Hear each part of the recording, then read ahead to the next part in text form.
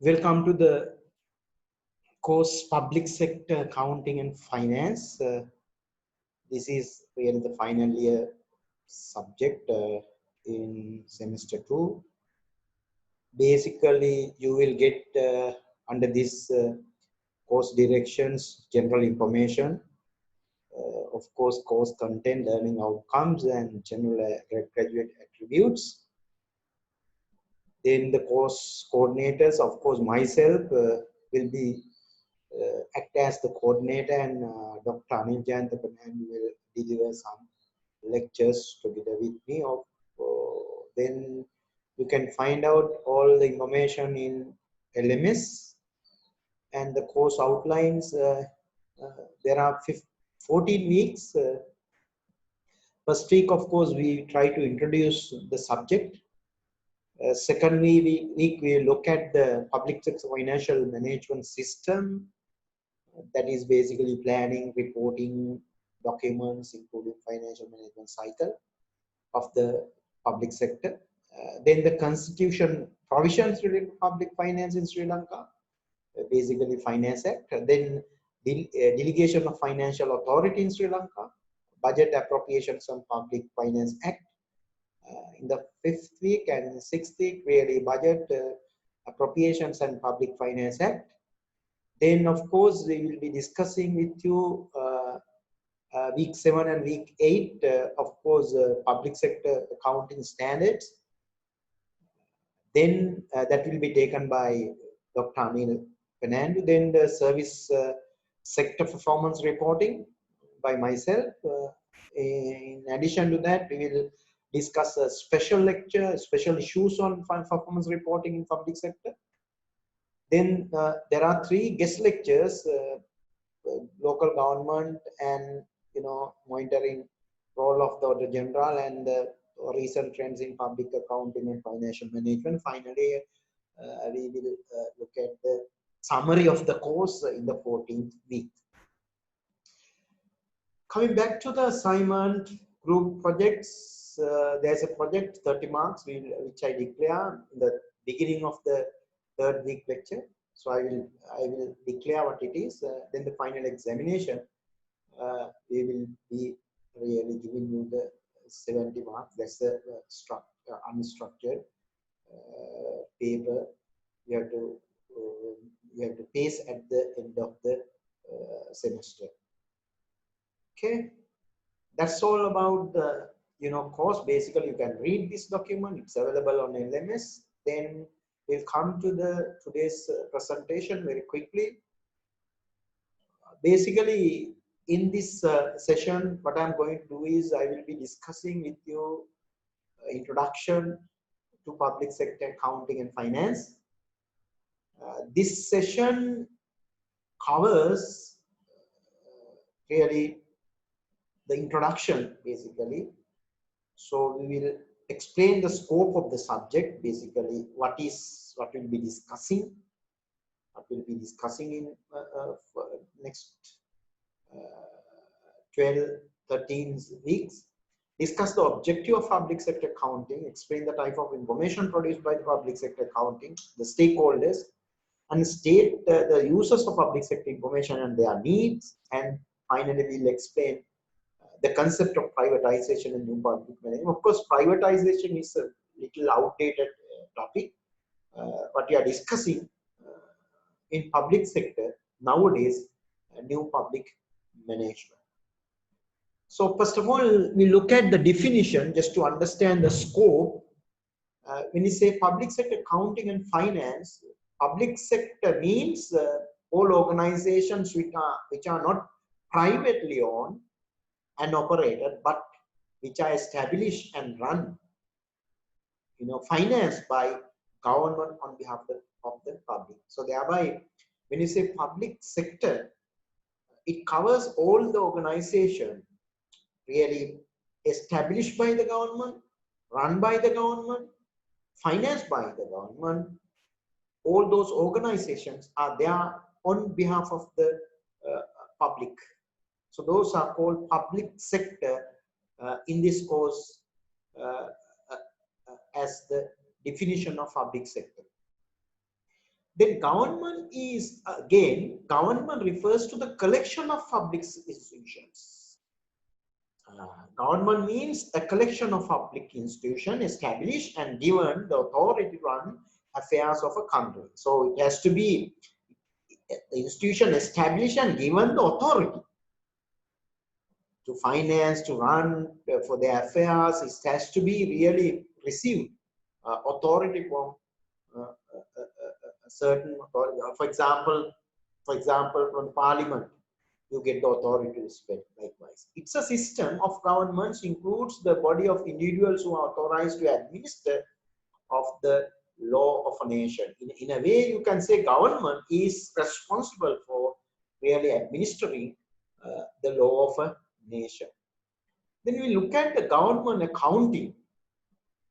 Government accounting refers to all the financial documents and records of public institutions that are related to the collection of taxpayers, money, and the analysis, control of expenditure, administration of trust funds, management of government stores, and all other financial responsibilities and duties of the relevant organizations. Basically, government accounting related to all the financial documents and records of public institutions. That's government accounting. On the other hand, when you look at what includes government accounting, include the process of recording. So when you talk about the accounting, public sector accounting, government accounting talks about the process of recording, analyzing, classifying, summarizing, preparing reports, communicating and interpreting financial information. Of course, I have given you the Ministry of Finance annual report in the LMS for you to refer, for you to interpret, for you to read, for you to understand about government. Government in aggregate and in detail record all transactions involving the receipts, transfer, disposition of public funds and property. When you look at the last definitions, the recording, analyzing, classifying, summarizing, communicating, I think you will understand, even for government, the requirement of IT, E-based, system, softwares. So if you look at about 10, 20 years ago, most of the department, government, organizations, ministries really did their own, recording, summarizing, basically, I would say a manual. Even certain organization, if computerized, integrating aspects, integrating with other institutions and coordinating was not there. But in today's context, I think government has really put their attention into this matter, IT-based environment, IT-based accounting environment, and integrated approach of combining all the documents, accounting matters in the public sector. Then we'll just look at the objective of government accounting. When you say objective, we are looking at the broader concept, government accounting, to fulfill legal requirements. So there is a legislation, for example, statutory requirement, constitutions, maybe some acts, which is approved by the parliament. So accounting will help to ensure that really the people who are working in public sector organizations really comply with this legal requirement. The law requires that the government accounts are prepared and audited annually. So you have to prepare the accounts and you have to audit the accounts annually. Then the performance of stewardship functions. The ruling government is the steward of the resources. They are responsible for the resources and finance of the nation. Government has to give accounts how these finance are used. They are responsible for the public. They have to report to the parliament in finally, and accounting act as a function of ensuring the stewardship function. Thirdly, to enable government to plan well the future activities and programs of the nations. Basically, this will cover under the planning. When you have data, the last year historical data, you can think about planning of your activities and different programs which are important for the nation. Next, to provide a process of controlling the use of financial and other resources.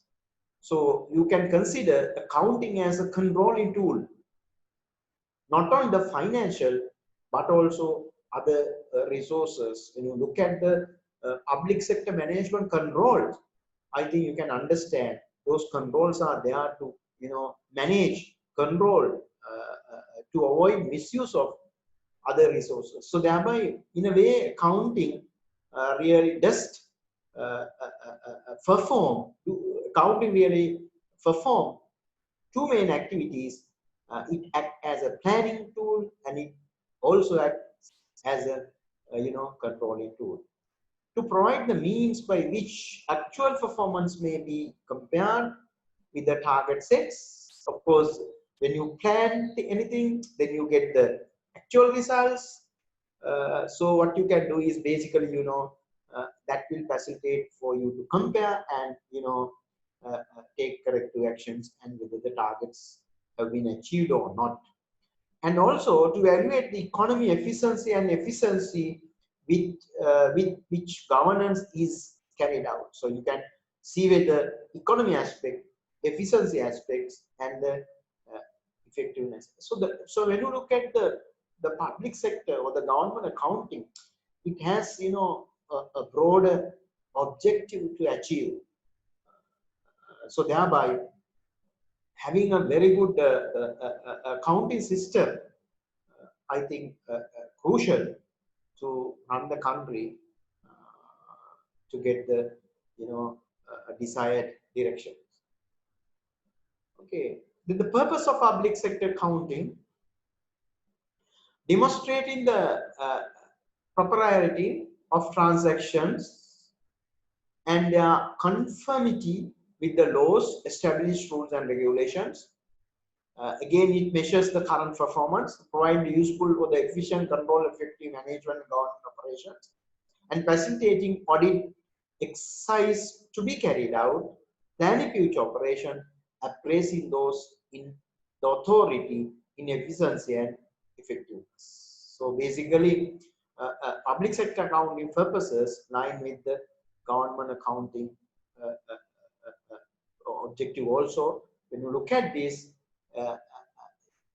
you just want to comply with the established rules and regulations, measure in current performance. I would say even you can measure the past performance also. You can have that data, providing useful information for efficient control and effective management of government operations, facilitating audit exercise to be carried out, and planning future operations, appraising those in authority, efficient and effectiveness. Then we will come to the objective of public sector accounting, much more, objective and purposes are a little bit broader. So, objectives are much more smart, ascertaining the legitimacy of transaction and their compliance with the established norms and regulation statutes, providing evidence of stewardship, assisting planning and control, assisting objective and timely reporting. So again, it doesn't really enough. You are reporting the results, but you have to report timely within the certain specified period of time. You have to report your performance, providing the basis of decision making. Certain reports provide for you to make policy decisions, maybe strategic level, tactical level, so micro level, macro level, providing the basis for decision making. They enhancing the appraisal of efficiency of management, so we can appraise whether the management has really performed without wasting resources. That is enhancing the appraisal of efficiency. Highlighting the various sources of revenue receivable and the expenditure to be incurred. So you may have different sources of revenue, maybe received or receivable, and expenditure to be incurred. This is really, if you look at this, is talking about the budget, revenue, receivable, and expenditure to be incurred. Then identify the sources of funding capital projects, sources of funding, whether to provide, local funds or foreign funds, whether to go for borrowings, local borrowing, foreign borrowing, whatever. Evaluating the economy efficiency and effectiveness with the public sector organization pursue their goals and objectives. 3 is really ensure that costs are matched by at least equivalent benefits accruing. Therefore, basically, you can evaluate different proposals. At least a particular project, just covering the cost aspects. So thereby ensuring that costs are matched by at least equivalent benefits. Providing a detail of outstanding long-term commitments on financial obligations, providing the means by which actual performance may be compared with the target sets. Really, it has to be really offering. There's a small mistake. It has to be offering, what do you call, a solution. Yes, offering solution, various bottlenecks and problem identified. So thereby accounting even help you to identify certain bottlenecks, various barriers, non-value adding activities, and thereby a public sector accounting will help you to solve those problems. So thereby you will see, when you take all these objectives all together, public sector accounting does provide accountability and stewardship to the public. So if you really implement accounting, effective, efficient accounting system, what I can say is you can reduce if those mechanism, accounting matters, implement as it is. A lot of you can reduce corruptions, etc. Misuse of assets of public sector organizations, you can really reduce.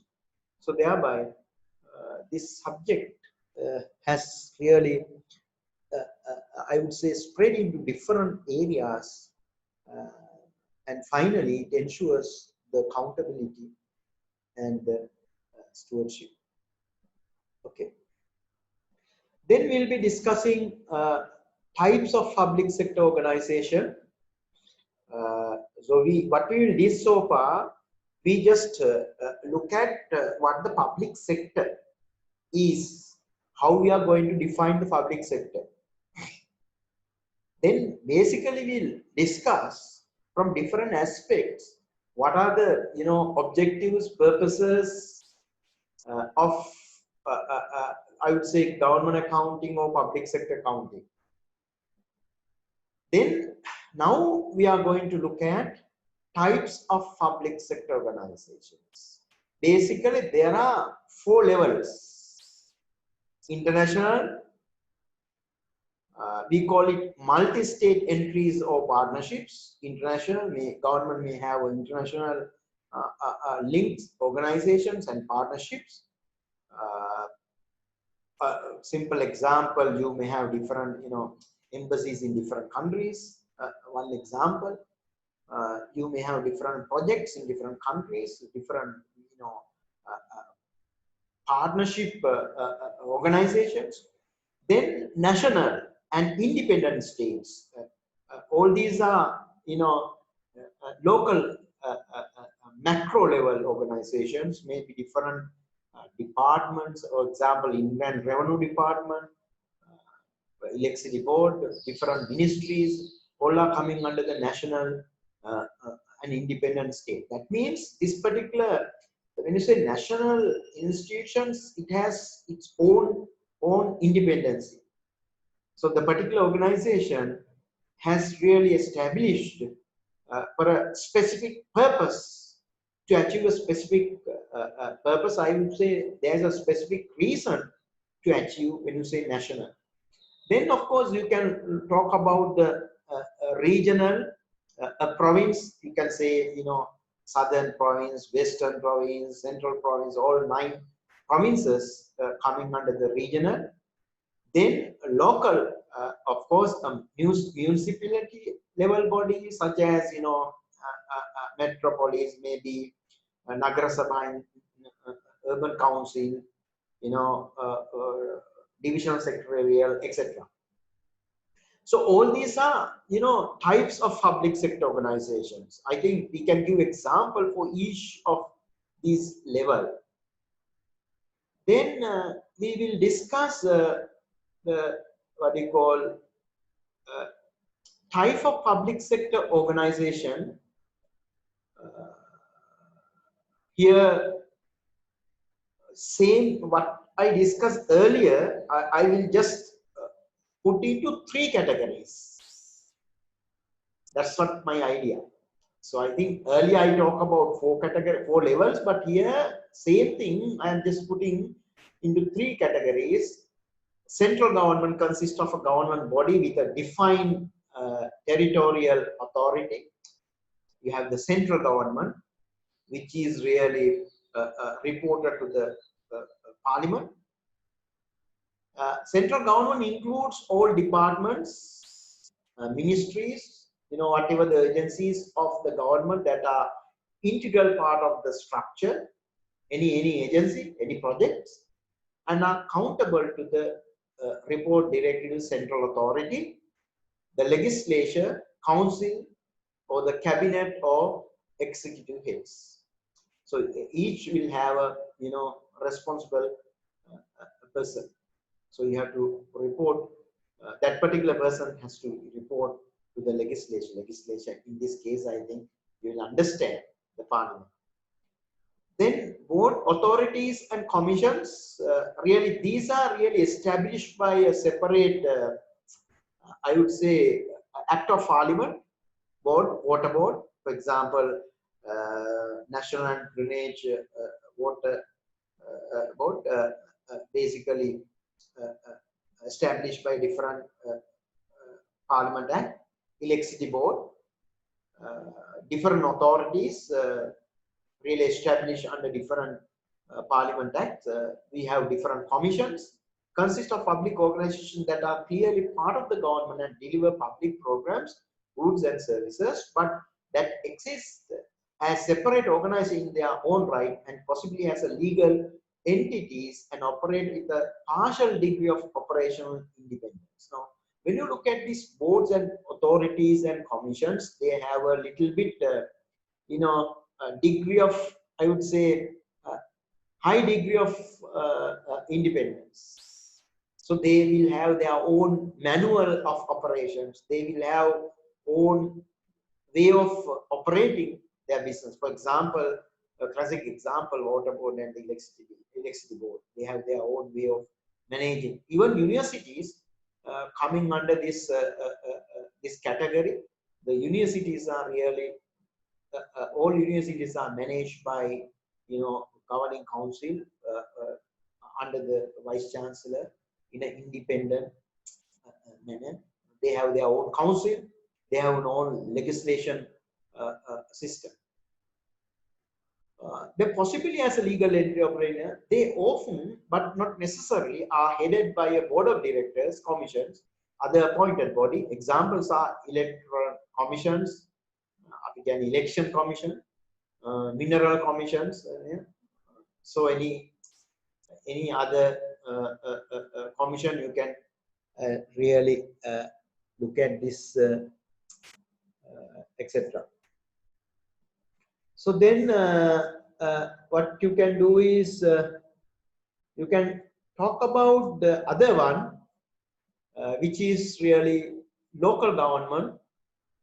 This is made up of the local authorities such as, you know, metropolitan assemblies and municipal assemblies and district assemblies, local governments. All these, you know, municipalities, you know, urban councils, you know, divisional secretaries are all coming under the local government scope. Okay, basically we have three levels: central government, board and authorities and commissions, local governments. Then public sector organizations exists for the following reasons. We just want to discuss why public sector organizations are there. There are different reasons, different authors, different different textbooks will really have different reasons. But I have given here 5 reasons, of course. 5 reasons: to provide public goods and services to individual and institutional consumers regardless of their ability to pay. So here we don't consider their purchasing power. Purchasing power is immaterial. We just provide goods and services. So that is our one purpose. For example, you know, health service system, you know, a road development authority. Second one is to provide goods and services whose investment capital is quite high and hence cannot be provided by the private sector, whose returns are low and therefore unattractive to the private sector, though necessary. The first reason is just providing goods and services without you know, considering their purchasing power. But second objective, when you look at the second objective, it's basically second objective is really where private sector, I would say private sector is not interesting and there is no enough return. They need a particular investment, particular industry needs a huge amount of capital, and return for this capital is much more social benefits rather than financial benefits. In such situation, public sector, real government will come and invest in these projects. In Sri Lanka, railway system, for example, road system, health system, police, certain cases. The next one is to achieve a net social benefit rather than the net profit, as to enhance equity of the assets to meet in the needs of water, electricity, food, shelter, transport, health, and communications. So I think earlier example I mentioned that transport and health matter, but here also net social benefits. I think you will understand the importance of government intervention for these businesses during this Corona-19 epidemic situation. In current situation, you will understand the importance of health service of the public sector. So thereby, it's there you look at the not the financial return, social benefits. So even you look at the security of the country, three forces, and even police and the legal system. All these matters, I think, really just because of net social benefits. Then to correct inequalities which exist among various social classes of communities, just to, you know, distribute the wealth of the nation, I would say national gross domestic product in your economics vocabulary, just to make it equal distribution, or just to avoid, just to, you know, correct inequalities which really there are certain organizations. Let's say example is Inland Revenue Department. Then the final one is the influence of future social, political, economic, and financial environment, optimal growth of the economy. Certain organizations really run by and operated by the government just to ensure the future social, political, economic. For example, election department. For example, Central Bank of Sri Lanka. So all those institutions are basically, optimal growth of the economy to run the country as a whole. If private sector people really come and really undertake their ventures in these areas, very difficult to ensure, I would say, the goal congruence. So thereby, if you want to get the growth country as a whole, I feel future social, political, economics, financial environment, those organizations related to those matters should be with the government side. So basically this slide says public sector organizations really the reasons for to have this private sector organization. Just to sum up this slide, there are 5 reasons. One is just to provide the goods and services, irrespective of the purchasing power. The second one is just to get the it is difficult for private sector to involve because capital requirement and the low return for the capital. So thereby government has to undertake those ventures. Thirdly, just to share the net social benefits, we need government ventures organization. Thirdly, to ensure the equality, or I would say distribute resources among the people in a fair manner. We need certain type of organization. Classic example is Inland Revenue, and the other one is influence the social and political, economic, financial environment for optimal growth of the economy. So those are the reasons, 5 reasons for existing, or the reasons for public sector organization to exist. Then we'll come to the ways by which government control public companies, how public companies are really controlled. Government powers can be exercised through the appointment of chief executive and members of board of management.